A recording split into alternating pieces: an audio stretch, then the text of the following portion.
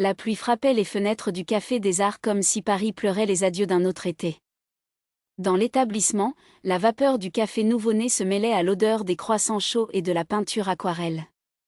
C'était là, parmi les tables en bois portées par le temps, que Claire Laurent a passé ses après-midi, faisant semblant de ne pas réaliser les regards qu'elle a reçus. À l'âge de 30 ans, avec ses cheveux bruns toujours coincés dans un chignon mal aligné et des mains colorées de la peinture, elle était l'artiste résidente de Coffee, celle qui a transformé les visages des clients en portraits qui semblaient respirer. Mais cet après-midi, ce ne sont pas les traces d'un étranger qui occupaient son esprit. C'était elle.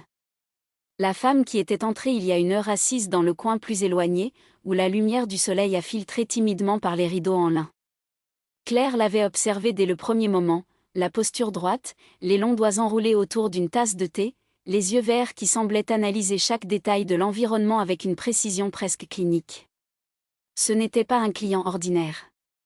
Et quand la femme s'est finalement approchée, avec des marches fermes et un sourire qui n'était pas amical, Claire savait que quelque chose allait changer. « Êtes-vous Claire Laurent ?» La voix était faible, avec un accent qu'elle ne pouvait pas identifier immédiatement. Britannique, peut-être ? Ou australien ? Ça dépend. Si c'est pour me complimenter, oui. Si vous allez me poursuivre pour avoir volé l'âme de quelqu'un avec mon charbon, je nie tout. Claire n'a pas lancé ses yeux de son croquis, mais elle sentit la chaleur du corps de la femme s'approcher. En fait, je suis ici pour t'engager. Cela la faisait enfin chercher les yeux. La femme, grande, avec un costume gris qui a amélioré la silhouette mince et une coupe de cheveux de lutin qui a laissé une fine cicatrice au-dessus de son sourcil gauche, tenant une carte entre ses doigts. Ce n'était pas une carte de visite courante. C'était noir, avec des lettres d'or et un symbole que Claire a immédiatement reconnu, l'emblème du musée d'Orsay. « Travaillez-vous là-bas » demanda-t-il, essayant de déguiser la surprise. « Je suis le nouveau conservateur de l'art contemporain. Je m'appelle Eleanor Whitmore. » Elle tendit la main et Claire la serrait, ressentant une peau froide et une pression ferme. « J'ai entendu parler de votre travail. Ils disent que vous capturez ce que les caméras ne peuvent pas. » Claire rit, un son rauque et authentique. « C'est-à-dire que j'invente des choses.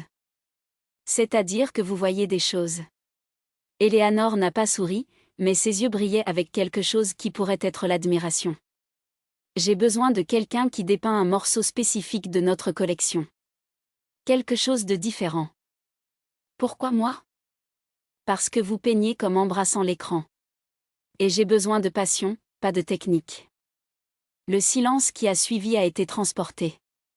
Claire sentit son cœur accélérer, non pour le travail, bien que le musée d'Orsay soit le rêve de tout artiste, mais pour la façon dont Eleanor la regarda. Comme si vous la connaissiez déjà. Comme s'il l'attendait. « Quand avez-vous besoin de moi pour commencer ?» demanda enfin Claire. « Demain. » À 9 ans. Eleanor se tourna pour partir, mais hésita. « Et Claire ?» Ne soyez pas en retard. Je déteste les gens qui sont en retard. » Elle a disparu entre les tables avant que Claire ne puisse répondre. Mais quand il baissa les yeux, il a vu qu'Eleanor avait laissé quelque chose sur la table, ce n'était pas de l'argent ou un contrat. C'était un double billet, avec une phrase manuscrite. « L'art est le mensonge qui nous permet de comprendre la vérité. » Picasso. Comprenez-vous ? Le musée d'Orsay était un endroit que Claire connaissait bien, mais n'était jamais entrée dans le dos, où les couloirs étaient étroits et les murs couverts de peintures empilées, s'attendant à la restauration. Eleanor attendait une porte en métal, avec une expression qui n'a rien révélé. One off. J'aime ça. Elle ouvrit la porte, révélant une petite pièce avec un éclairage contrôlé, au centre, sur un piédestal, elle, la danseuse, de Degas. Pas la version célèbre, mais un croquis pastel, presque oublié, où les traces du danseur étaient si légères qu'elles semblaient sur le point de disparaître. « Tu veux que je peins ça ?» Claire s'est approchée, ressentant le poids de l'histoire dans cette pièce. « Pourquoi ?» Parce qu'il est en train de mourir. Eleanor a dit comme si c'était évident. L'encre s'estompe. En 10 ans, il n'y aura rien d'autre qu'un flou. Et elle hésita, quelque chose d'inhabituel pour quelqu'un qui avait l'air si contrôlé. Je ne peux pas le perdre. Pourquoi ne restaure-t-il pas? Parce que la restauration triche. C'est comme le maquillage dans un cadavre. Je veux que vous le recréez. Laissez-la la ramener à nouveau, les yeux. Claire a regardé Éléanore, à la recherche de la première fois. Ce n'était pas seulement le professionnalisme chez cette femme. C'était quelque chose de plus profond. Une blessure. Vous vous souciez de ce danseur, a-t-il dit, n'a pas demandé. Éléanore n'a pas répondu.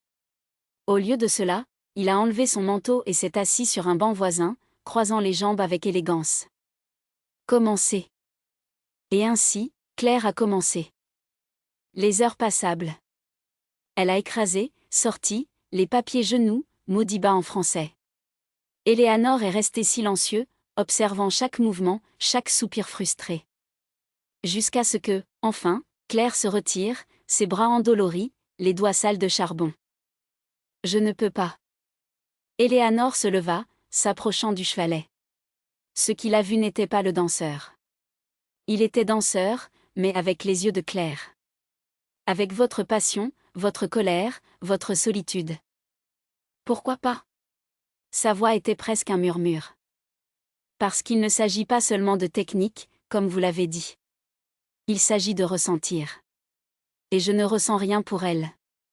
Claire a jeté le charbon sur la table, frustrée. Désolée. Éléanore a pris le dessin, l'analysant attentivement. Puis se tourna lentement vers Claire. Vous vous trompez. Quoi? De ne rien ressentir. Elle avance, raccourcissant la distance entre eux. Vous vous sentez. Je ne sais pas quoi. Et avant que Claire ne puisse réagir, Éléanore a touché son visage. Ce n'était pas un geste romantique. C'était presque clinique, comme si j'étudiais une œuvre d'art. Mais quand ses doigts ont brossé la cicatrice au-dessus des sourcils de Claire, une marque qu'elle a toujours cachée, quelque chose a changé. Qu'est-ce que c'est? Demanda Éléanore. Rien. Un accident.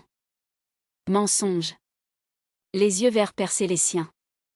Je vous ai parlé du danseur. Maintenant tu m'en parles. Claire avala durement. Personne n'avait jamais demandé. Personne n'avait jamais remarqué. J'avais 16 ans. Mon père, il n'aimait pas que je dessine. Il a dit que c'était une perte de temps.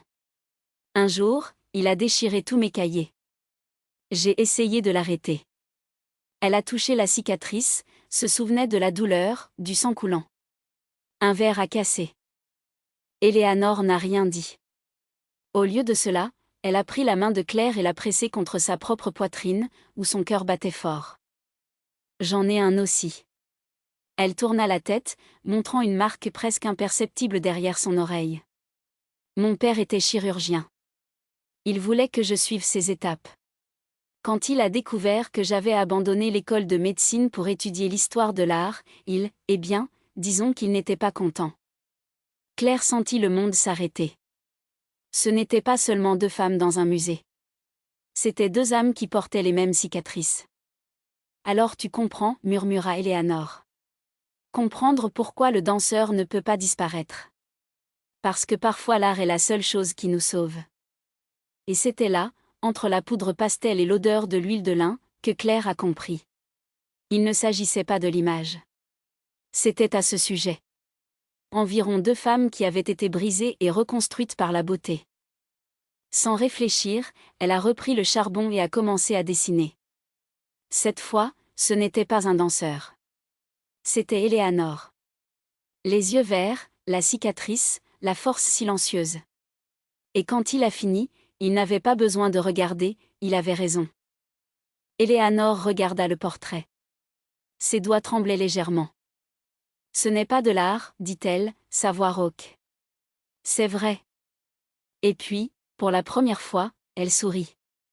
Un vrai sourire. Et Claire savait, avec une certitude qu'elle ne venait pas de la logique, mais du cœur, que ce n'était que le début. 3 mois plus tard, le musée d'Orsay a inauguré une exposition temporaire, Les cicatrices, l'art qui nous reconstruit. Au centre de la salle principale, la danseuse de Degas était désormais restaurée avec une technique innovante qu'Eleanor avait insisté pour l'utiliser, et le portrait de Claire l'avait fait. Mais ce que personne ne savait, c'est que, derrière le cadre, caché aux yeux du public, c'était la note que Eleanor avait laissée dans le café ce premier jour, maintenant avec une réponse écrite par Claire. La vérité est que je n'ai pas besoin d'art pour vous comprendre.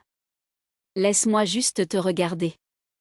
Et cette nuit-là, alors que Paris criait sous les lumières d'automne, Eleanor a emmené Claire sur le toit du musée, où personne ne pouvait les voir. Là, entre les cheminées et les anges de pierre, elle tenait le visage de Claire et chuchota. « Je ne t'ai pas embauchée à cause de ton talent. » Non. Claire rit, ses lèvres si près que ses respirations se mêlaient. « J'ai embauché parce que quand je t'ai vue pour la première fois, tu me regardais comme si tu me connaissais déjà. Comme s'il m'attendait. » Eleanor ferma les yeux pendant une seconde, comme s'il mémorisait ce moment. Et je l'étais aussi. Et quand ils se sont embrassés, ce n'était pas un baiser d'une passion écrasante. C'était un baiser de reconnaissance. De deux personnes qui, après une cachette à vie, avaient finalement trouvé un endroit pour appeler à la maison. Le vent froid d'automne remua les cheveux de Claire alors qu'elle se déplaçait légèrement, toujours avec ses doigts entrelacés chez Eleanor. Les lumières de la ville scintillaient en dessous d'eux, comme si Paris en conspirant pour rendre ce moment encore plus magique. « Pensez-vous que c'est fou ?» demanda Claire, la voix basse, presque perdue dans le bruit lointain des voitures et les rires qu'ils ont grimpés des rues.